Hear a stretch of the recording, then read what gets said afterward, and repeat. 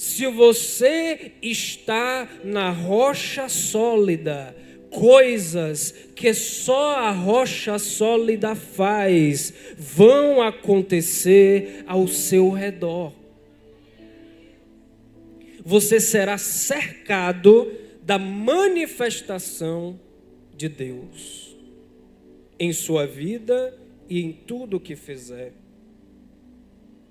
Efésios 2, versículo 19 diz assim: assim que já não sois estrangeiros, nem forasteiros, mas concidadãos dos santos e da família de Deus, edificados sobre o fundamento dos apóstolos e dos profetas, de que Jesus Cristo é a principal pedra da esquina, no qual todo o edifício, bem ajustado, cresce para templo santo no Senhor, no qual também vós juntamente sois edificados para a morada de Deus no Espírito.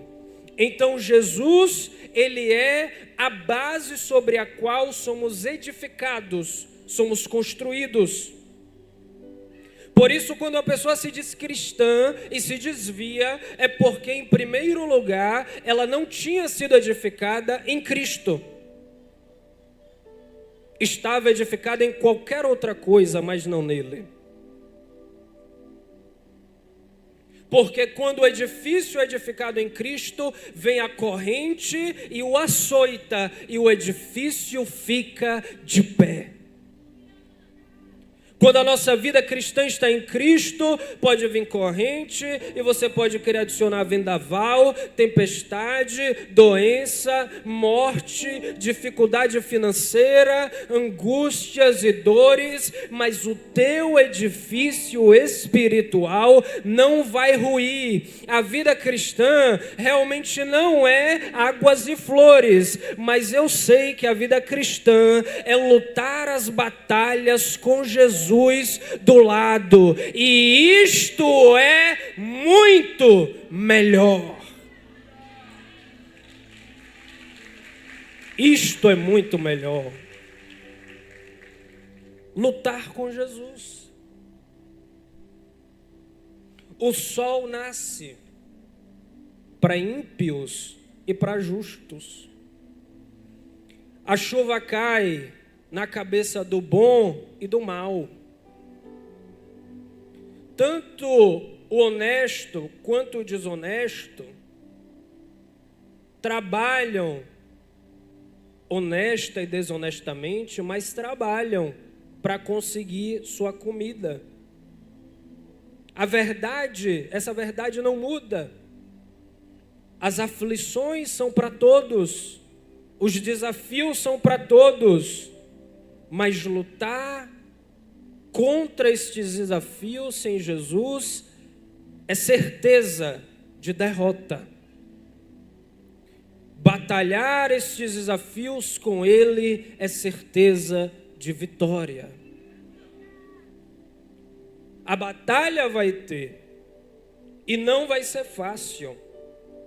Vai custar muita perseverança, muita fé, mas se o nosso edifício espiritual está edificado em Cristo para a morada do Espírito Santo de Deus, tudo ocorrerá segundo a vontade de Deus. Salmos capítulo 62, versículo 5 diz assim: ó, minha alma espera somente em Deus, porque dele vem a minha esperança. Só Ele é minha rocha e a minha salvação, é a minha defesa, não serei abalado.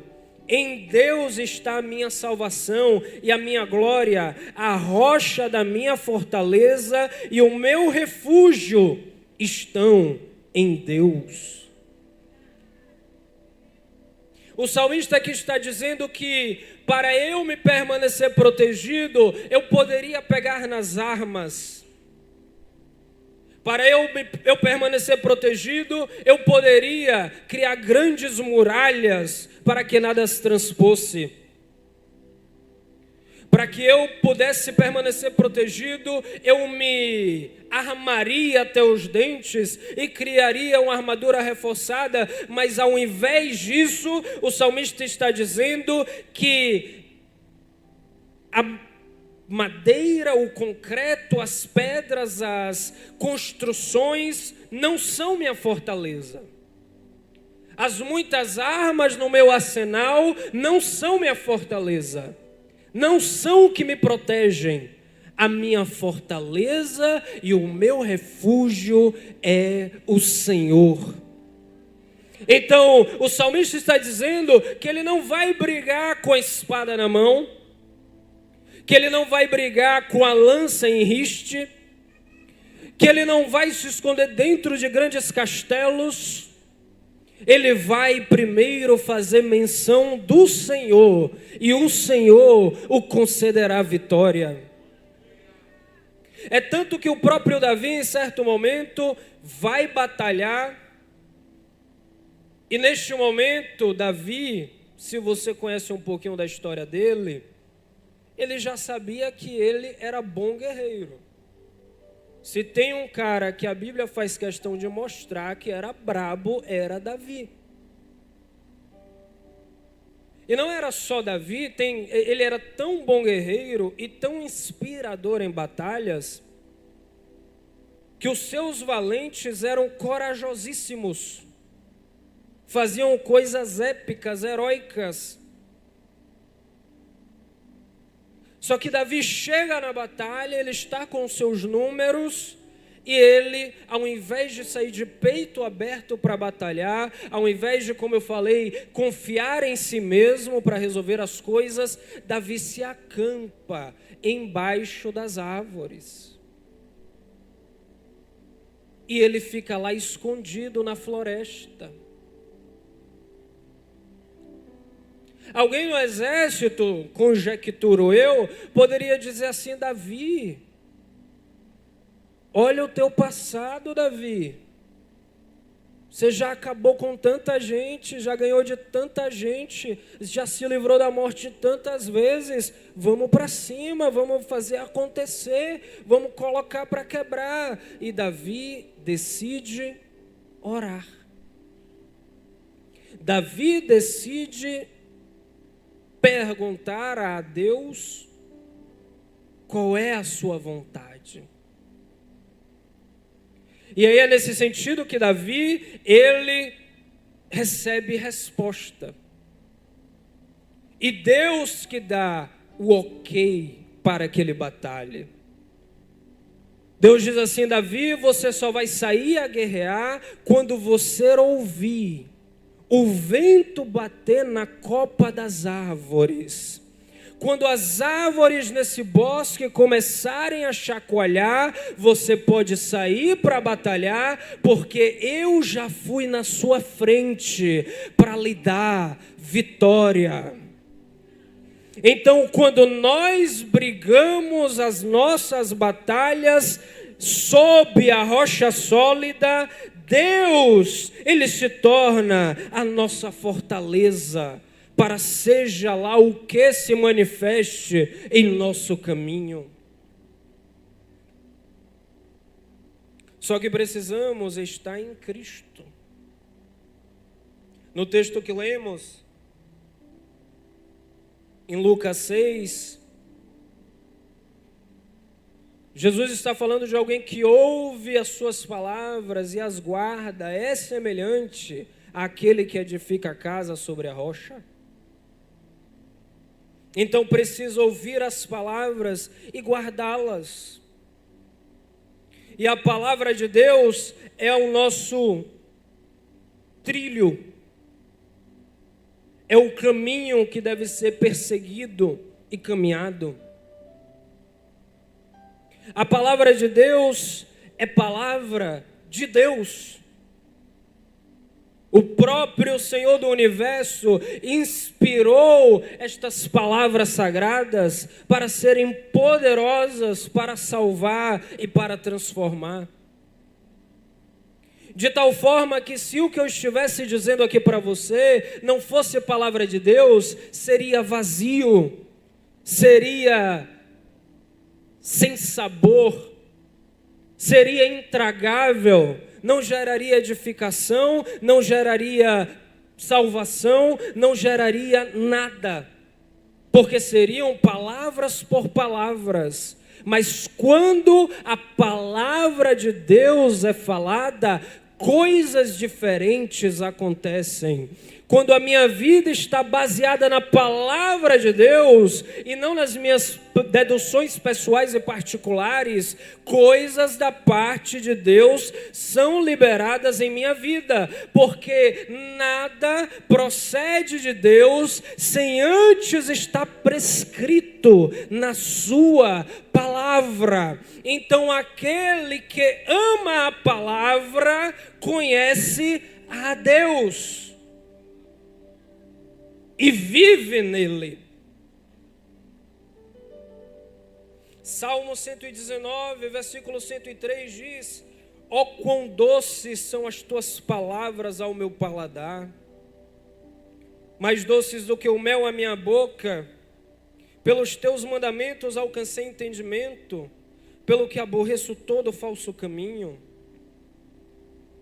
Lâmpada para os meus pés é a tua palavra, e luz para o meu caminho.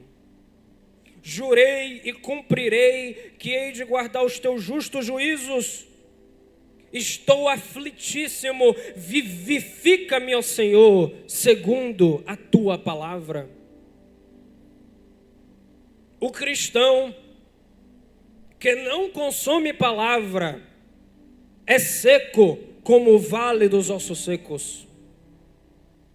O cristão que não busca conhecer a Deus através da palavra é enganado por qualquer vento de doutrina.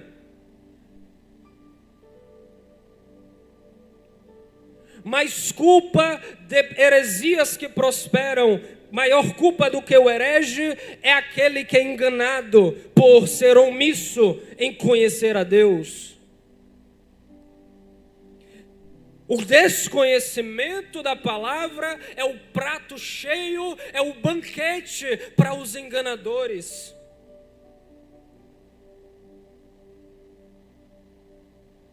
É o rodízio para o falso profeta. Ele se alimenta daquilo, engana você, ensina um evangelho falso e sua vida entra em colapso. Mas a genuína e pura palavra de Deus é vida. Traz ressurreição para quem está morto. Traz resolução para o problema. Conserta e emenda aquilo que foi quebrado. E a sua vida se transforma em um testemunho para a glória de Deus. Por isso temos que amar a palavra. A falta de atenção, queridos, à palavra e ao conhecimento de Deus faz acontecerem coisas na sua vida que não eram o que Deus queria que acontecessem. Números capítulo 22, versículo 5, a Bíblia nos fala sobre Balaão. Balaão, ele não era um bom profeta, ele era mau.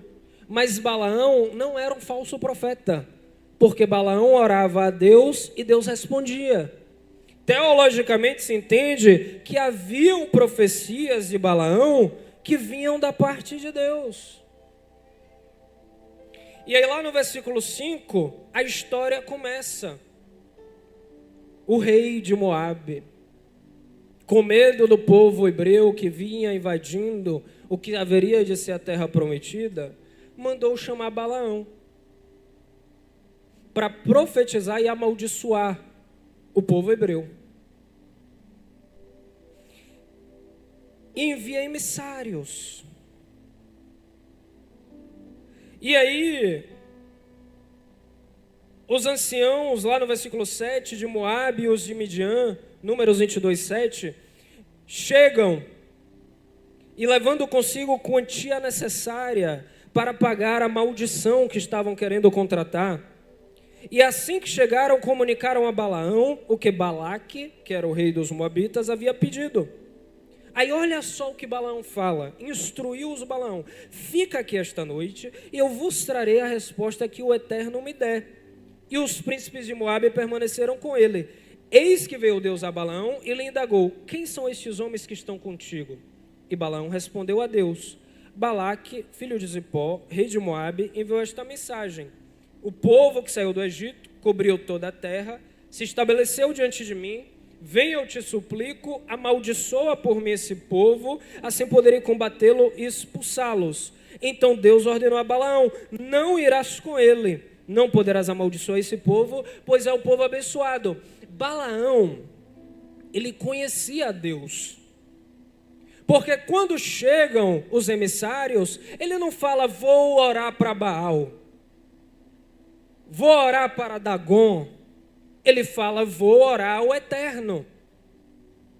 Balaão aqui é o típico cristão que não conhece palavra de Deus, porque um cristão que conhece a palavra de Deus saberia que nem precisava orar para saber o que responder. É como eu falar aqui para o Wesley que está no teclado, eu falar: Wesley, põe o teclado aqui no meio e eu fico pregando ao redor de você. É um absurdo, não tem sentido. Ele vai perguntar: João, por quê? Eu vou falar: porque eu acho bonito o teclado aqui. Só por isso, João? Foi o que Balaão estava fazendo com Deus. O pedido de Balaão a Deus era ultrajante. Deus, em sua misericórdia, resolve responder. E fala: não vai, porque Deus, ele é misericordioso. E ele responde aos emissários, e os emissários vão embora. Só que chegando em seu destino, o rei moabita manda eles voltarem. E fala que agora é para levar gente mais nobre, gente mais honrada, mais dinheiro. E aí quando chegam, o que é que Balaão faz? Fica aqui, que eu vou perguntar a Deus se devo ir ou não. Nada mudou. Era como se o Wesley, depois que dissesse assim: João, não tem sentido, eu falasse: não, tudo bem. Aí passava uma semana e eu voltava: Wesley, lembra do teclado que eu pedi para colocar aqui no meio? Vamos colocar o teclado no meio. Aí o Wesley poderia até pensar assim, né? Ele agora, para estar falando de novo a mesma coisa, deve ter um argumento melhor. Aí ele ia perguntar: João, por quê? Não, é para ficar bonito aqui no meio. É isso que Balaão está fazendo. Nada mudou, mas ele insiste com Deus naquilo que é óbvio, porque ele não conhecia genuinamente a Deus. E aí o que é que Deus faz? Deus manda ele ir. E aí é quando ele vai que a Bíblia diz que, vendo o Senhor que Balaão ia, se irou contra ele e procurou matá-lo. Ué, mas Deus não acabou de mandar Balaão ir? Por que agora Deus quer matar Balaão? Porque Balaão insistiu naquilo que era óbvio que estava errado, mas ele insistiu porque ele não tinha conhecimento genuíno de Deus. Se você não busca conhecer a Deus através da sua palavra, você vai ficar insistindo com Deus em coisas que não prestam para você, que não tem nenhuma serventia, e de tanto insistir, uma hora Deus vai deixar acontecer, e a morte vai lhe esperar lá à frente. Então Deus, ele dá aquilo que ele não quer lhe dar, se você insistir demais com o que é errado. 1 Samuel, capítulo 8, versículo 4, o povo de Israel vê Samuel ficando velho, vê os seus filhos não sendo tão bons quanto Samuel, e fala assim: Samuel, queremos um rei. Queremos um rei. E aí Samuel vai se consultar a Deus. E aí Samuel, chegando diante de Deus, comunica. E Deus fala assim: certo, Samuel, eu queria ser o rei deste povo. Deus fala isso para Samuel. Mas faz o seguinte: vá para eles e explique a eles como é ter um rei. E aí Samuel chega lá em 1 Samuel capítulo 8, versículo 11, e diz assim: este será o costume do rei que houver de reinar sobre vós. Tomará vossos filhos e os empregará para os seus carros e para seus cavaleiros, para que corram adiante dos seus carros. Porá por príncipes de milhares e por cinquentenários, e para que lavrem a sua lavoura e seguem a sua cega, e façam suas armas de guerra e apetrechos de seus carros. E tomará suas filhas para perfumistas, cozinheiras e padeiras, e tomará o melhor das vossas terras, e das vossas vinhas, e dos vossos olivais, e os dará aos seus criados. E as vossas sementes, e as vossas vinhas, dizimará, para dar aos seus eunucos e aos seus criados. Também vossos criados, vossas criadas, e os vossos melhores jovens, e os vossos jumentos, tomará e os empregará no seu trabalho. Dizimará o seu rebanho, e vos lhe servireis de criados. Então naquele dia clamareis por causa do vosso rei, que vós houverdes escolhido, mas o Senhor não vos ouvirá naquele dia. E aí, depois de Samuel pintar esse quadro pavoroso, no versículo 19, o povo não quis ouvir a voz de Samuel, e disseram: não, mas haverá sobre nós um rei, e nós também seremos como todas as outras nações. E o nosso rei nos julgará, e sairá diante de nós e fará as nossas guerras. O povo insistiu em algo que Deus não queria, e Deus ainda falou que não era útil, não era bom para eles, e eles ainda assim quiseram, e Deus deu, e foi eleito Saul. E a gente conhece por fama a Saul, a Davi, a Salomão, mas se você pegar a Bíblia, Crônicas, Reis, Juízes, vai em frente, você vai ver que a maior parte dos reis de Israel foram uma miséria para o povo. Por isso que Israel, inclusive, viveu inúmeros cativeiros durante o Antigo Testamento. Mas o povo quis e Deus deu. E por que o povo quis? Porque o povo não conhecia genuinamente a Deus. Porque se conhecessem, teriam quisto Deus por rei. Mas por não conhecerem, quiseram se igualar às outras nações. Quando você não busca conhecimento de Deus, você vira ou fica igual a um ímpio. Porque se você não conhece quem você segue, você não segue a ninguém. Então, Deus deu o rei. E aconteceu exatamente o que Deus disse que aconteceria.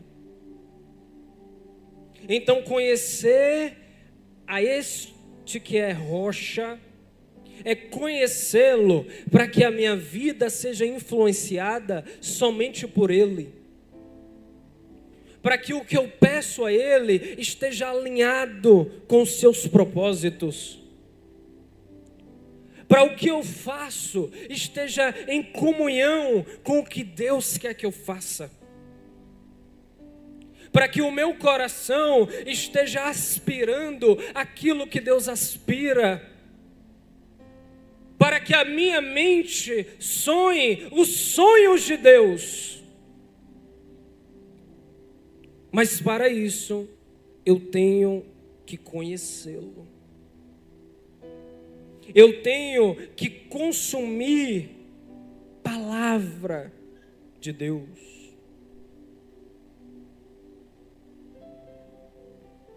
A Bíblia vai dizer 2 Timóteo, capítulo 3, versículo 14, e já caminham para concluir.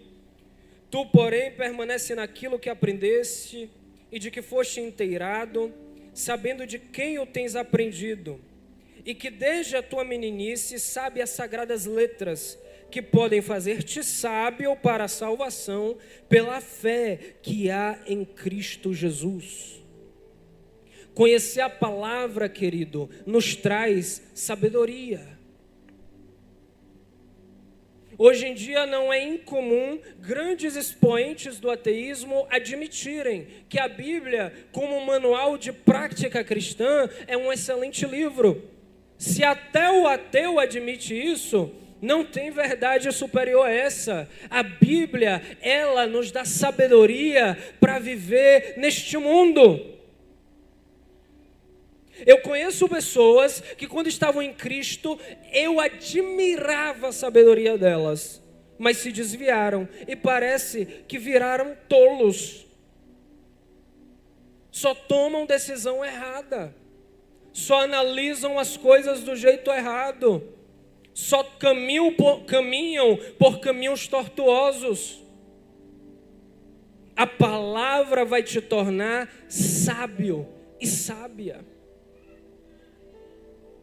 E um detalhe, para eu não esquecer de falar, porque agora eu já estou correndo devido ao tempo. Queridos, é a palavra que julga toda pregação, toda profecia, toda manifestação espiritual, toda visão, todo sonho. Se estas coisas acontecem e quando você submete elas ao crivo da palavra, tem coisa ali que não bate, que não se comunica, estas coisas não são de Deus. A base da nossa fé e do nosso comportamento cristão, da nossa prática de culto, de louvor e de adoração a Deus, é a Bíblia sagrada e nada mais. Eu posso subir aqui, te contar a história mais mirabolante que eu consegui inventar, encher ela de elementos meteóricos de espiritualidade, mas se você me ouvir e olhar, peraí, isso aí que João está falando, isso aqui já aconteceu alguma vez na Bíblia? Isso que ele falou aí, será que está se comunicando com alguma coisa aqui mesmo? Será que não tem algo que eu li um dia desses, que vai de encontro a isso que ele falou? E você faz isso e percebe que tem coisa ali que não se encontra. A minha experiência vem do mal.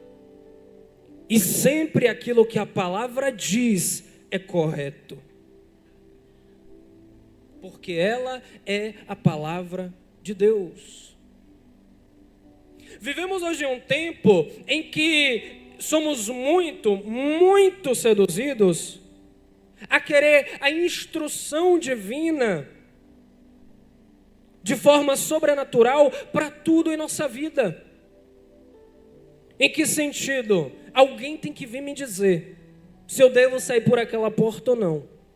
E depois que eu sair pela porta, alguém tem que vir me dizer se eu devo ir para casa ou devo ir para o restaurante.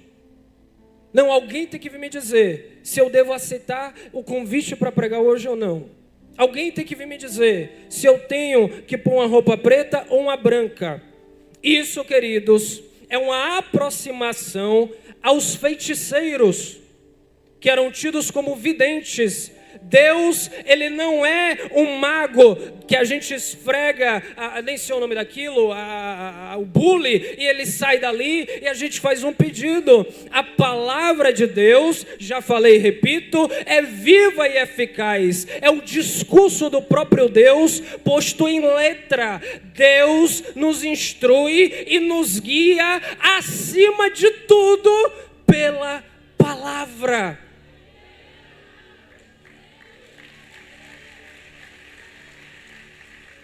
É a Bíblia, o suprassumo daquilo que devemos seguir e viver. Não podemos nos contentar com pregações que a Bíblia só é aberta e lida no texto que vai dar o tema. A pregação tem que estar estruturada na palavra. As ideias que eu te digo precisam ser fundamentadas na palavra. Porque não foram as ideias de João que sobreviveram a milênios. E olha só, já teve muita gente muito melhor que João e com ideias muito melhores, mas as ideias eram daquela pessoa. E o tempo passa e a morte vem e os séculos passam e os milênios chegam e se esquecem. As ideias são esquecidas. Mas a palavra de Deus permanece para sempre. Esta palavra já tirou pessoas da beira da morte para a vida, já tirou viciados nas piores drogas para a liberdade, já tirou homicidas do crime, já tirou homens intoleráveis e intragáveis para a glória de Deus, já tirou a mim do pecado, já tirou a maioria de vocês aqui. Por quê? Porque esta palavra é a palavra do Criador. Não é de João Lucas, não é da pessoa do seu lado, é direto da boca daquele que foi homem, mas também foi Deus, que veio a este mundo, entregou sua vida por nós e nos concedeu salvação. Fica de pé, por favor.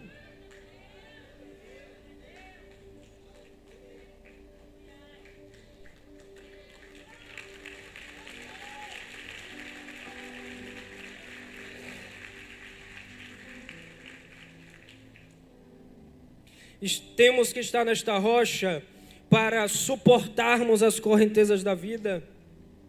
Provérbios capítulo 3, versículo 5 diz: confia no Senhor de todo o teu coração e não te estribes no teu próprio entendimento. Reconhece-o em todos os teus caminhos e Ele endireitará tuas veredas.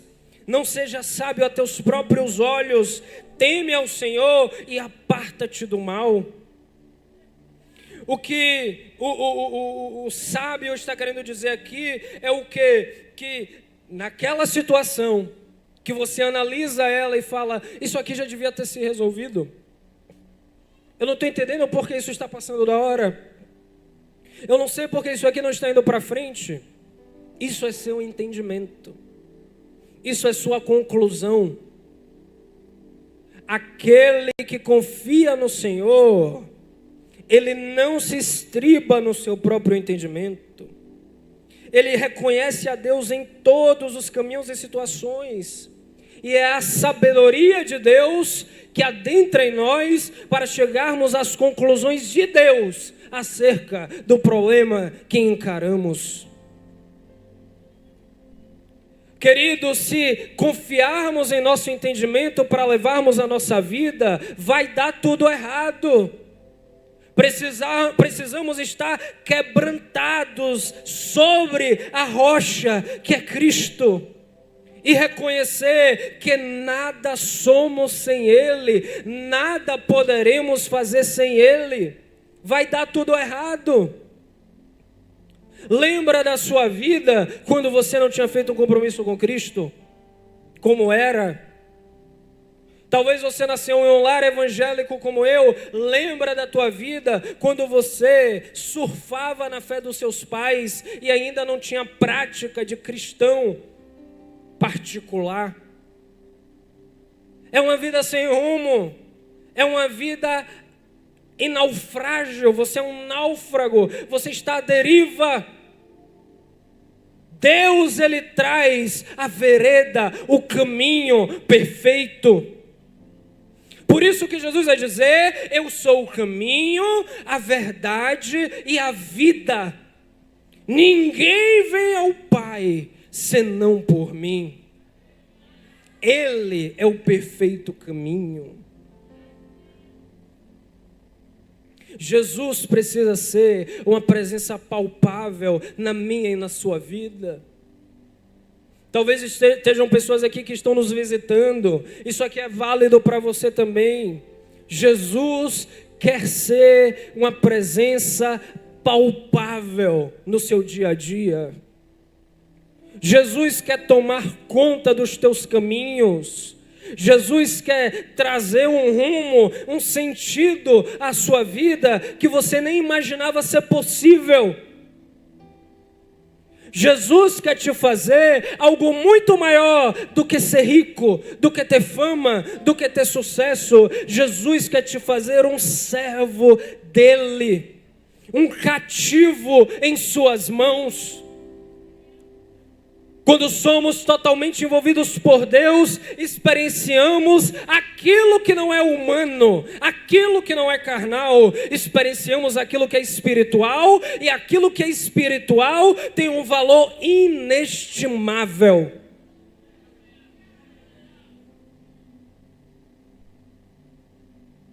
E eu preciso terminar. E é por isso que eu quero saber se essa noite aqui, alguém que está me ouvindo e deseja pela primeira vez se comprometer com a rocha sólida, que é Cristo. Deus, Ele vai fazer em sua vida o inimaginável. Ele vai lhe libertar do pecado. Ele vai lhe libertar da escravidão dos seus desejos. Se você vier aqui nesta hora, você estará sepultando com Cristo o seu corpo e estará ressuscitando para Deus.